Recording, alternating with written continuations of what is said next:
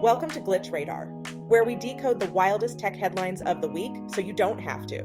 Because let's be honest, who has time to keep up with all this tech chaos? Grab your popcorn, folks, because this tech circus is about to begin. Meta, formerly known as Facebook, just got slapped with a $102 million fine for storing passwords in plain text. Yep, you heard that right. Plain text. Look, this is like hiding your house keys under the welcome mat. Sure, you can do it, but anyone with eyeballs and a slight interest in your belongings is going to find them. Meta, you're a multi-billion-dollar company. We're going to need you to not handle passwords like it's 1995. If Zuck's looking for a GoFundMe to pay that fine, may I suggest starting by not storing your bank account password in a Google Doc. Speaking of Meta, their new AI can talk to you and edit your photos. And get this, it'll be voiced by celebrities. I don't know about you, but the idea of a celeb giving me photo editing advice is both hilarious and mildly concerning. Imagine asking for a quick brightness adjustment, and instead you get a 20-minute lecture from Snoop Dogg about how to keep it real.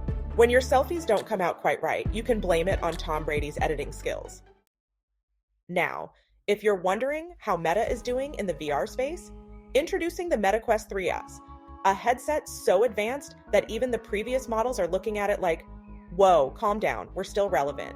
It's supposedly the happy medium between the Quest 2 and the Quest 3. But at this point, choosing a Meta VR headset is like picking a favorite streaming service. There are too many options. They all do the same thing, but somehow you're still paying more than you intended. In other news, California is tired of companies making it harder to cancel a subscription than it is to end a relationship. The state just passed the Click to Cancel bill. So, by 2025, you'll be able to cancel that suspicious gym membership as easily as you accidentally signed up for it at 2 a.m. on a Tuesday. Remember, folks, if it takes more steps to cancel than it did to subscribe, you're in a tech black hole, and California just threw you a lifeline. Over in Elon land, the app formerly known as Twitter, X, is giving the block button a downgrade. From now on, blocked users can still see your posts. So, the question is it really blocking if you're still being seen? It's like putting up a fence but leaving a giant hole in the middle. Thanks, Elon. At this point, why not just rename the app to Perplexing Decisions by Musk? Block responsibly, people. Or actually, don't. It doesn't matter anymore. And while we're on the topic of X, they've suspended journalist Ken Klippenstein for daring to publish a dossier on J.D. Vance. In the world of journalism, nothing says you're over the target like getting deplatformed. Maybe Ken should have gone with something less controversial, like reporting on what Elon had for lunch.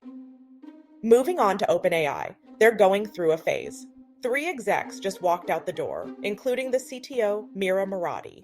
2 senior researchers are also gone. And don't even get me started on the founders who jumped ship earlier this year. It's like they're hosting an executive-only game of musical chairs over there. Meanwhile, OpenAI plans to raise the price of ChatGPT to $44 within 5 years. For that kind of money, I expect ChatGPT to do more than just answer questions. I want it to cook dinner, do my taxes, and maybe even host this show. And finally, Google's Gemini AI has launched contextual smart replies in Gmail, making your email responses smarter than ever before. So now, when your boss emails, "Where's that report?" instead of a boring, "I'll send it over shortly," Gemini will craft a beautiful excuse about how you're stuck in traffic on a Sunday from your home office. Thanks, Gemini, for keeping us all passive-aggressive in style. That's all for this week's Tech Radar. If you learned something new today, or just laughed at Meta's misfortune, don't forget to subscribe, like, and share. Until next time, keep your passwords encrypted and your AI assistants sarcastic.